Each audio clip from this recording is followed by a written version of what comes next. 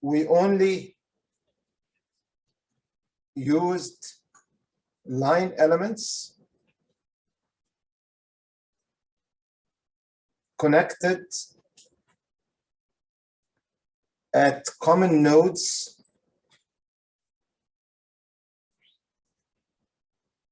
forming articulated structures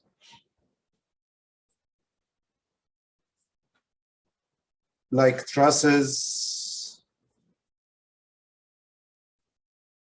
frames, and grids. These line elements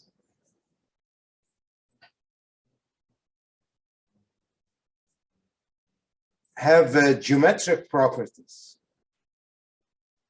because the line, of course, represents a section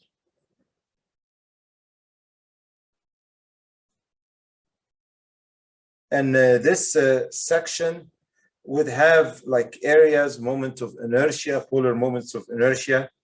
So geometric properties that are associated with their cross sections.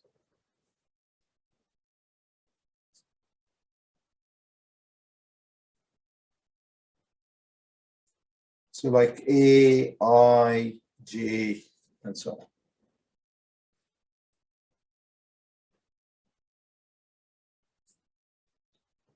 The line elements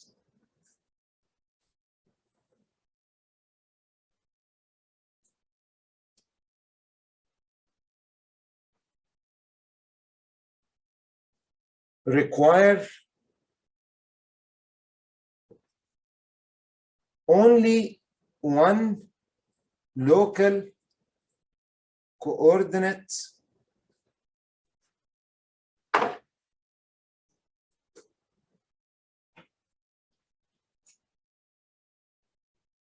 axis,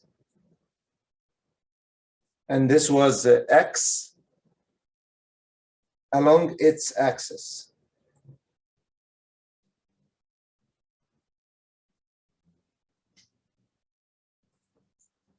Which is usually its length, because it is a 1D element. I'm highlighting these so as we move forward into 2D elements, we can see the difference.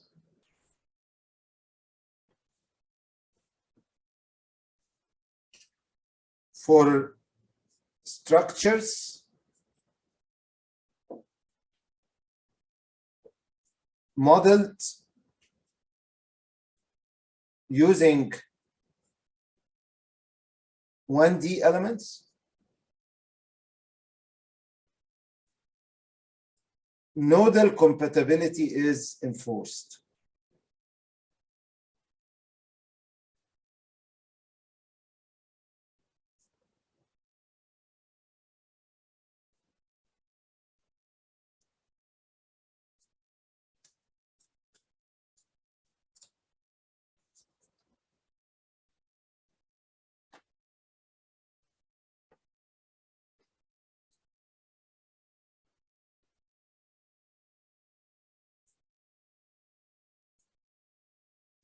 With the plane stress and plane strain,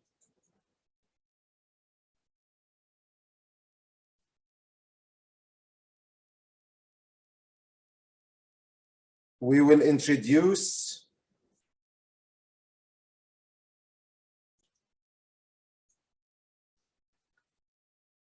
the 2D or the planar finite element.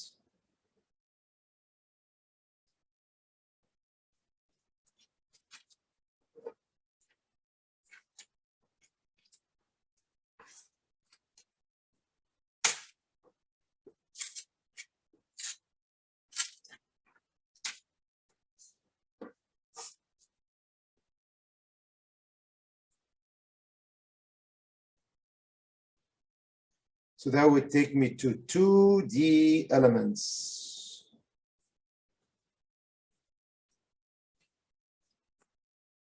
Once we started thinking in plane, we're gonna find that we can no longer use elements with only 2 nodes. So 2D elements are defined by 3 or more nodes in 2D. Typically, we'll be working in the XY plane.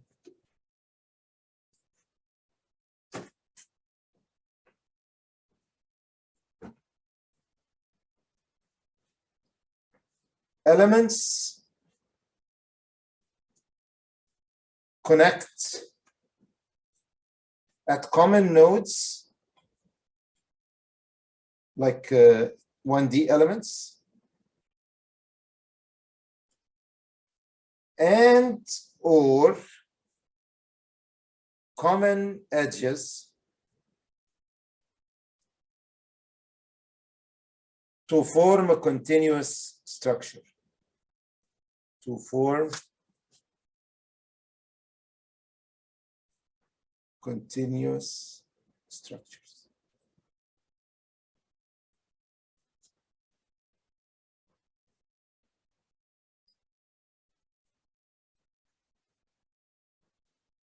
Nodal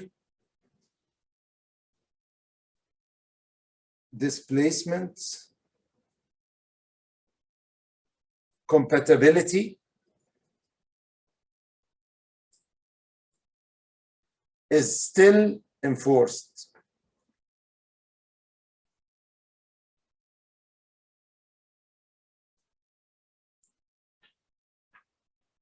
Compatibility along the edges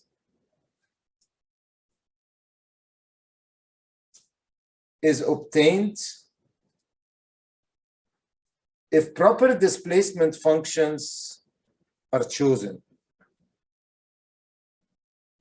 Displacement functions are chosen.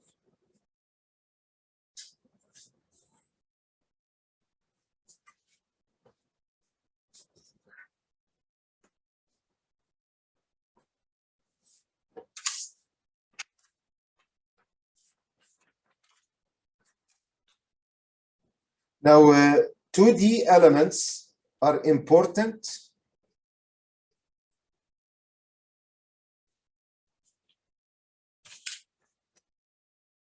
for plane stress analysis,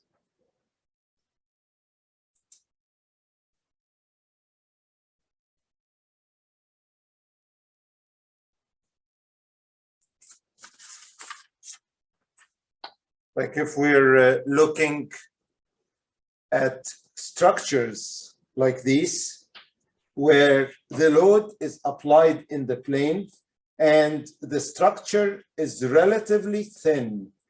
So we can be thinking of plates. And these are examples of some very useful problems, like, for example, to find stress concentration around the hole, or as we are looking at the change in the width of the part that is axially loaded, right? So these are typical cases of plane stress problems.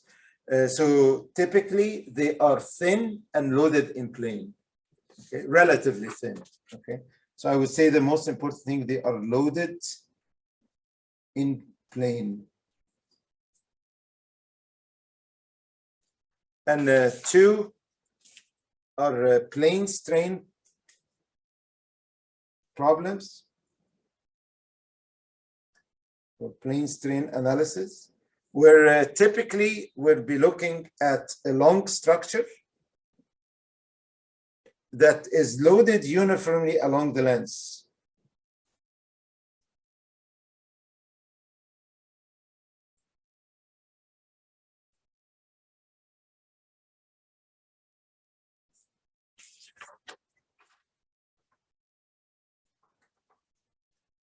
Here are good examples.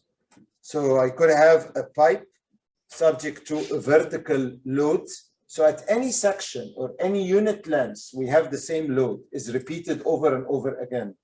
Or if I'm looking at a dam that is subject to a horizontal loading, at any given section, you still have the same loading. Right?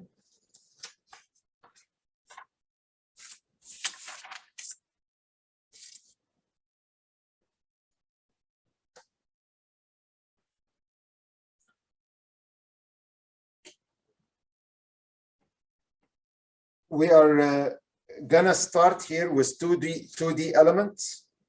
We are gonna look at a constant strain, triangular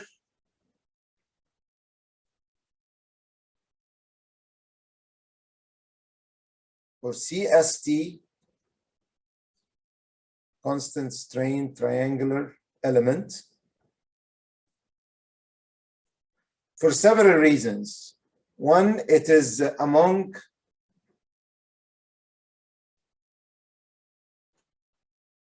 the two-dimensional simplest to derive. So I want to start with something easy, relatively. The strain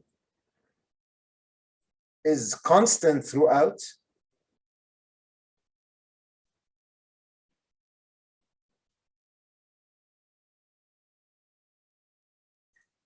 And we can use the minimum potential energy approach.